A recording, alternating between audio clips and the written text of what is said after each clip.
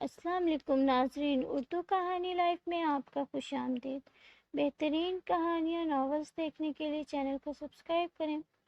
थोड़ी देर के बाद जब वो कमरे में वापस आई तो मूसा कहीं नहीं था। शायद इससे मायूस होकर कहीं बाहर चला गया था। आज वो घर आया तो माँ से बात नहीं कर रहा था। दरवाज़ा बंद करके अंदर गया। मूसा बेटा, मैंने खाना लगा दिया है, आके खा लो। ये दरवाज़ा क्यों लॉक किया है? तुमने खोलो इसे, मामा ने दरवाज़ा खटकाते हुए कहा।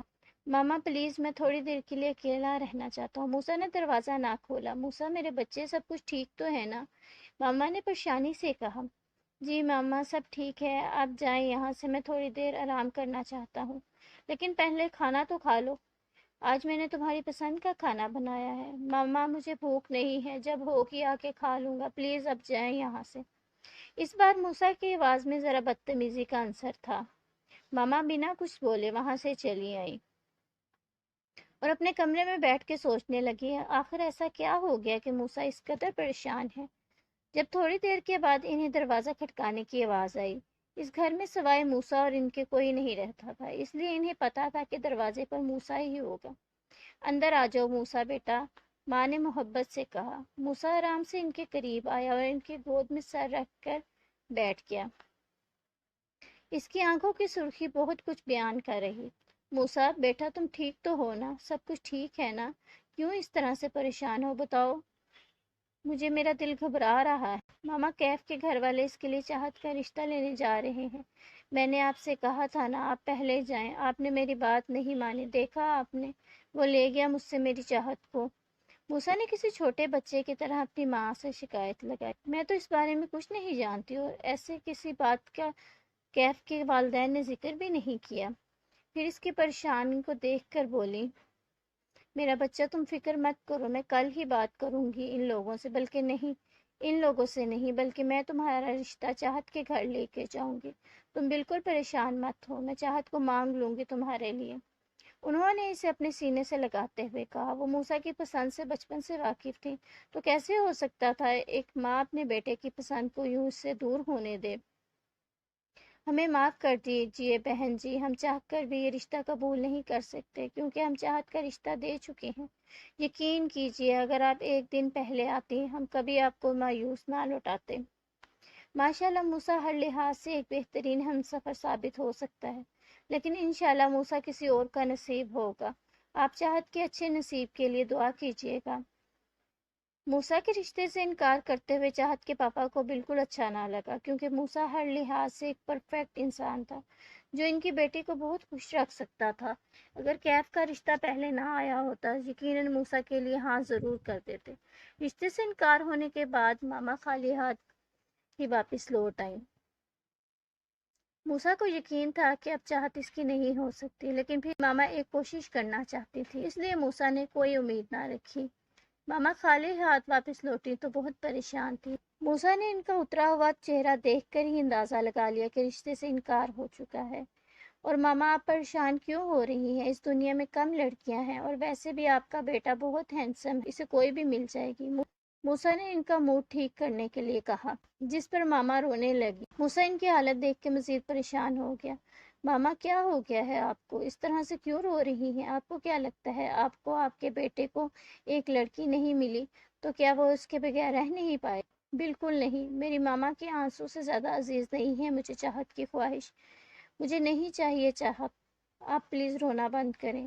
ज़िंदगी में पहली बार मेरे बेटे ने कुछ मांगा और मैं नहीं दे पाई। कितनी बदकिस्मत माँ हूँ मैं, जो अपने बच्चे की एक ख्वाहिश को पूरा नहीं कर सकती। इसे अपने सीने से लगाए मामा रोने लगी। मूसा जाने कितनी देर इन्हें चुप कराने की कोशिश करता रहा, फिर बड़ी मुश्किल से इन्हें खाना खिलाकर दवाई दी। इनके सोने के बाद भी काफ़ी देर इनके पास बैठा रहा, फिर थोड़ी देर बाद उठ के कमरे में चला आया। कमरे में आने के बाद इसने सबसे पहले वो डायरी खोली।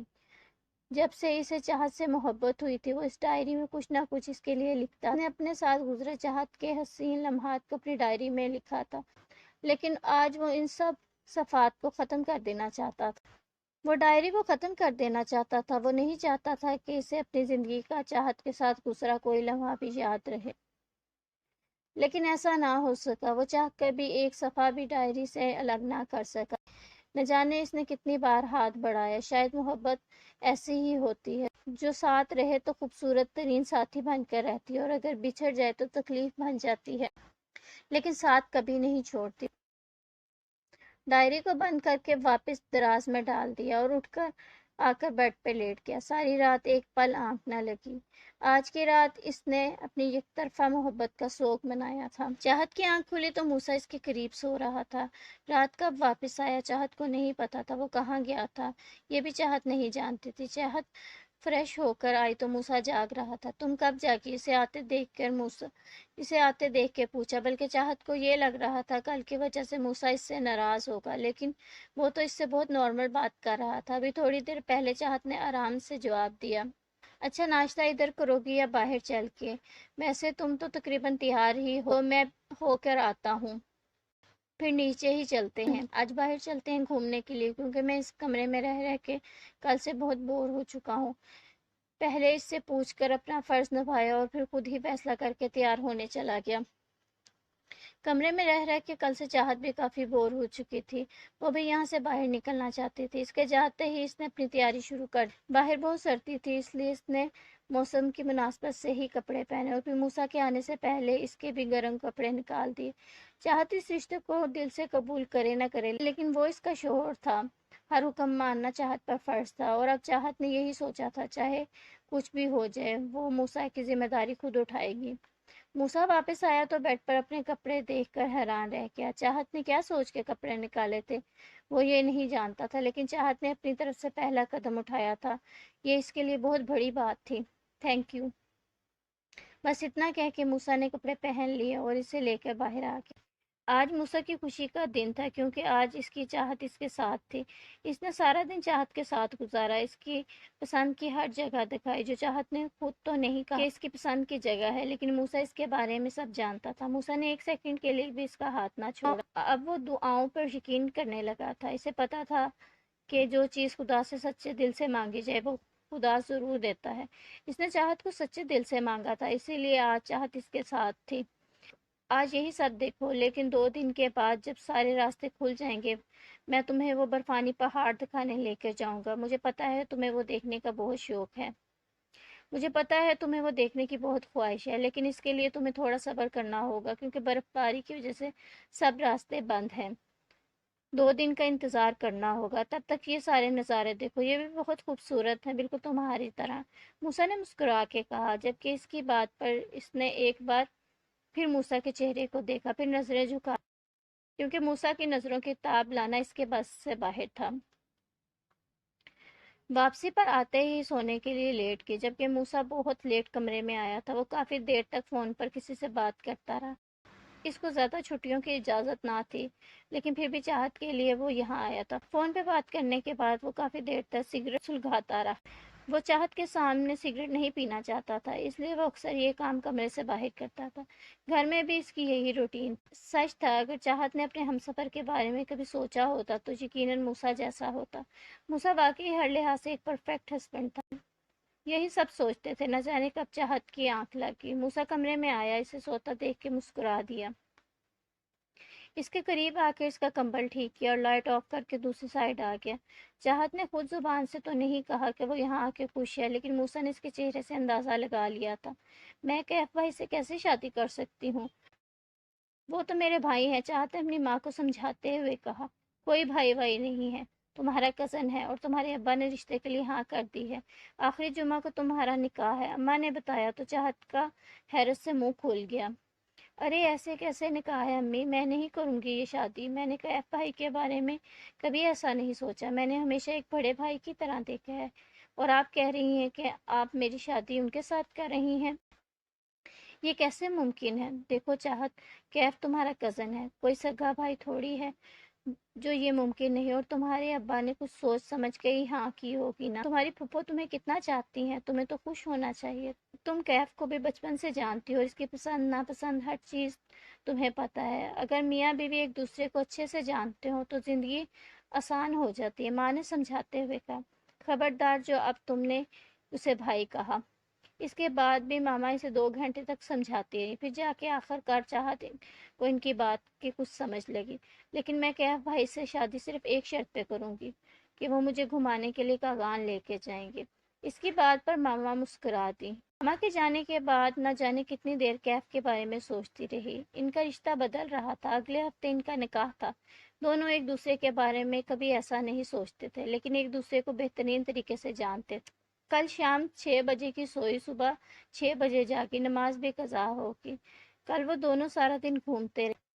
چاہت نے جو کبھی کیف کے ساتھ یہاں آنے کا خواب دیکھا تھا، وہ خواب آج موسیٰ نے پورا کیا۔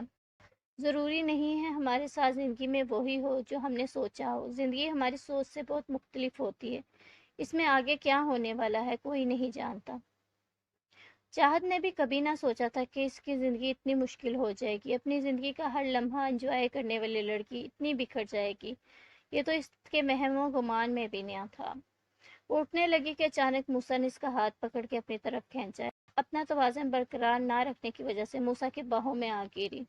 اتنی جلدی کیوں اٹھ گئی؟